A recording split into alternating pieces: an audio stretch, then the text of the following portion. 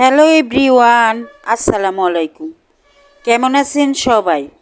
আশা করছি ভালো আছেন। আজকে আমার রেসিপি হলো পেঁয়াজ পাতা দিয়ে আর টমেটো দিয়ে সরপুটি মাছের তরকারি। আশা করছি রেসিপিটি আপনাদের ভালো লাগবে। তাহলে দেখতে থাকেন, আমার সাথেই থাকেন। তাহলে আমি এখন শুরু করি। এখানে আমি সরপুটি নিয়েছি, টমেটো নিয়েছি আর পেঁয়াজের পাতা নিয়েছি। অনেকে পেঁয়াজের পাতাও বলে, কলিও বলে। এই পেঁয়াজের পাতা আর টমেটো দিয়ে সরপুটি মাছটা আমি রান্না করে আপনাদেরকে দেখাবো। চুলায় চলে গেলাম। চুলায় কড়াই বসিয়ে পেঁয়াজ আর কাঁচামরিচ দিয়ে তেল দিয়ে দিলাম। এখন পেঁয়াজটা আমি ভেজে নিব। পেঁয়াজটা আমি ভেজে নিচ্ছি। পেঁয়াজটা একটু নরম হয়ে আসলেই এর মধ্যে আমি পানি দিয়ে দিব। পানি দিয়ে দিলাম। এখন এর মধ্যে আমি স্বাদ মতো লবণ দিয়ে দিলাম। হলুদের গুঁড়া দিলাম আধা চামচ। লাল মরিচের গুঁড়া দিলাম অল্প। ধনিয়ার গুঁড়া দিলাম আধা চামচের একটু বেশি। 1 চামচ আদা রসুন বাটা দিয়ে দিলাম। এখন নেড়ে চেড়ে মশলাগুলা পানির সাথে মিশিয়ে নিলাম। সরপুটি মাছগুলা আমি এই মশলার সাথে দিয়ে দিলাম। এখন মাছগুলা আমি কষিয়ে নিব। মাছগুলা আমি ভালোভাবে কষিয়ে নিব। মাছগুলা কষিয়ে নিতেছি। এখন আমি মাছগুলাকে নেড়ে দিলাম।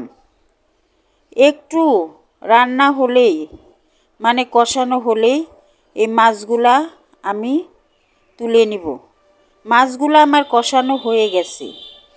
একটা একটা করে মাছ আমি এই মশলা থেকে তুলে নিচ্ছি। এখন এই মশলার মধ্যে আমি পেঁয়াজের পাতাগুলা দিয়ে দিলাম।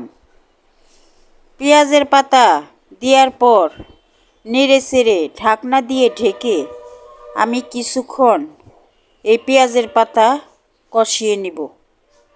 ঢাকনা দিয়ে ঢেকে দিলাম 2-3 মিনিটের জন্য। 2-3 মিনিট পরে ঢাকনা তুলে তরকারিটাকে আমি নেড়ে দিলাম। এখন আবারও ঢেকে দিলাম 3-4 মিনিটের জন্য। 3-4 মিনিট পরে ঢাকনা তুলে আমি পেঁয়াজের পাতাগুলা আবারও নেড়ে দিলাম। এখন টমেটো কেটে রেখেছি তা দিয়ে দিলাম। টমেটো দেওয়ার পর একটু নেড়ে চেড়ে আবারও ঢেকে দিব কিছুক্ষণের জন্য। আবারও ঢাকনা দিয়ে ঢেকে দিলাম কিছুক্ষণের জন্য। কিছুক্ষণ পর ঢাকনা তুলে আমি মাছগুলা এই পেঁয়াজ পাতা টমেটোর মধ্যে দিয়ে দিলাম। এখন আমি ঝোল দিয়ে দিব পরিমাণ মতো। আমি এখন ঝোলটা দিয়ে দিলাম।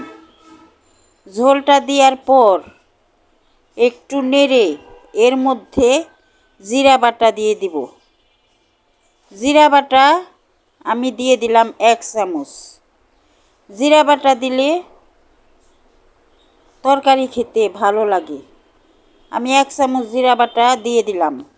এখন আবারও ঢাকনা দিয়ে ঢেকে দিলাম। আবারও কিছুক্ষণ রান্না করলাম। কিছুক্ষণ পর ঢাকনা তুলে তরকারিটাকে আমি নেড়ে দিলাম। এখন নেড়ে দেওয়ার পর আমি আবারও ঢেকে দিলাম 3-4 মিনিটের জন্য।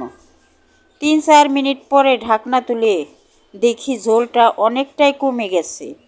এখন এর মধ্যে আমি কিছু ধনিয়া পাতা দিয়ে দিলাম। ধনিয়া পাতা দেওয়ার পর আবারও নেড়ে ঢাকনা দিয়ে ঢেকে দেব 2-3 মিনিটের জন্য। যেহেতু ধনিয়া পাতা দিয়েছি ওই কারণে আমি আবারও ঢাকনা দিয়ে ঢেকে 2 মিনিট রান্না করব। ঢাকনা দিয়ে আবারও ঢেকে দিলাম। 2 মিনিট পর ঢাকনা তুলে তরকারিটাকে আমি নেড়ে দিলাম। এখন তরকারিটা আমার হয়ে গেছে। তরকারিটা আমি নামিয়ে নিলাম। কেমন লাগলো পেঁয়াজের পাতা টমেটো দিয়ে সরপুটি মাছের তরকারি? যদি আমার রেসিপিটি ভালো লাগে তাহলে একটা লাইক দিয়ে সাবস্ক্রাইব করে আমার পাশে থাকবেন। আল্লাহ হাফেজ।